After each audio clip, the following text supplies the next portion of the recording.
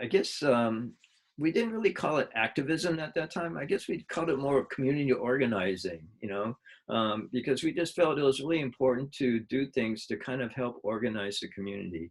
And we also kind of felt that the best way to do that was not just to suggest things and offer things from the outside, but we had to be in the community to kind of do that.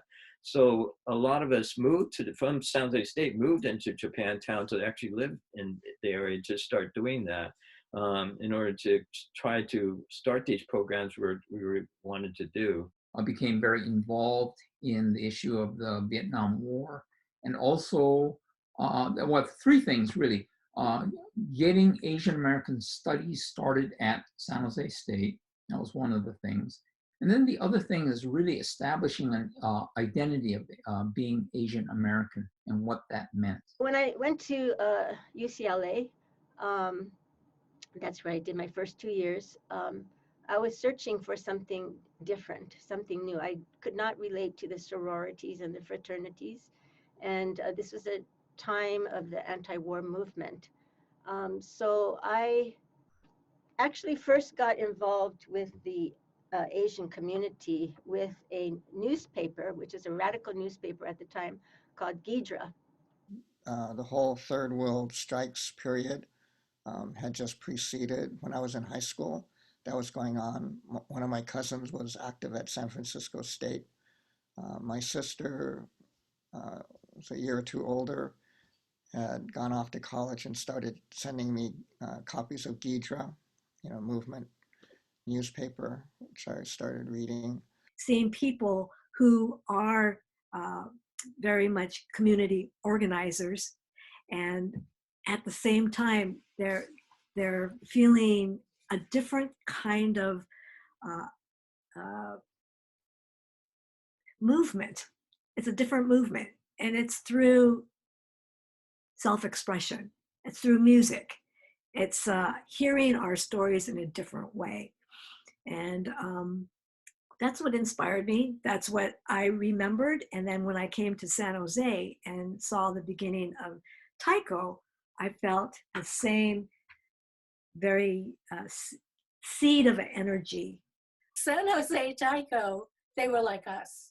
They were Sansei, they were mixed men and women, and they laughed, and they had fun, and they were powerful.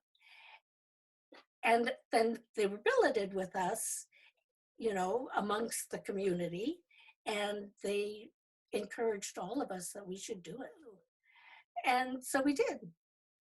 And we did start out with the notion that we wanted to be a strong Asian presence in the performing arts and a strong presence of women who would break down stereotypes of what an Asian woman is.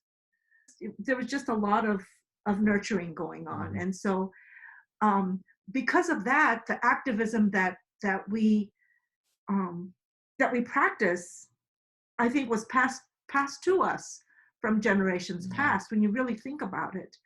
Activism isn't just based on politics, but it's just based on doing work in your community.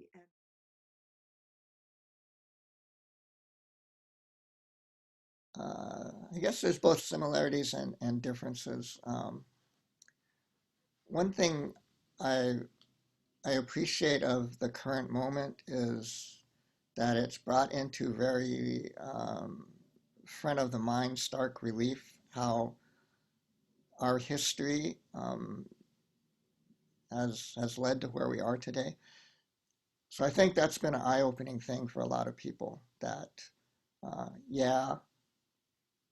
hard work and visible success isn't going to protect you when the gaze turns your way, the racist gaze turns your way. And what we're finding out is that, or people should have known before, but at least they're starting to realize it now, is that that's how Blacks have lived since they arrived in this country, that they've always had a target on their back. They've always had the racist gaze turned towards them. when the pandemic started, and then the Black Lives Movement, and then you throw on top of that just the incredible disparity that a pandemic brings out in terms of how our society is structured. All that, just all going on at the same time, and I realized that, I felt like I was back in the 60s.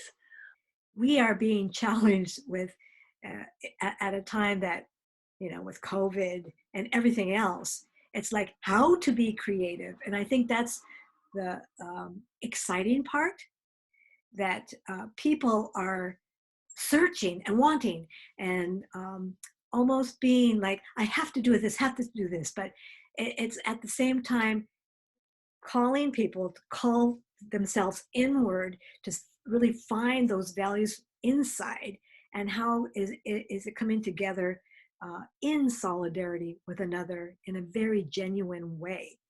How do we build together? So what you put your energy into is all up to you. But to make change, one has to change oneself, change within oneself first.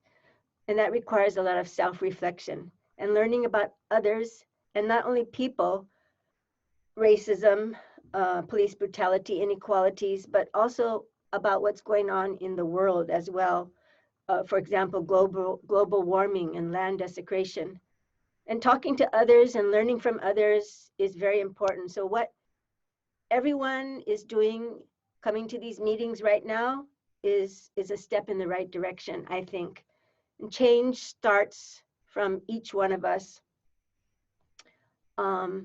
So please, I say, just keep on being inquisitive and talking to people, getting together and talking to each other, and hopefully we can make some change for the future, not only for ourselves, but for our children. One of my hopes out of this session is that other people are coming out of this to kind of step forward and be the leaders to do that. And I recognize a lot of folks in the room that can definitely be that person, that leader. I think we also have to move beyond being a victim and working toward transforming society so that these things don't happen, and that better things come out of this. So I think music, and taiko in particular, can have a role in that. It's not simply to entertain people. It can be entertaining, but I think taiko has that power to heal, to transform, to change society.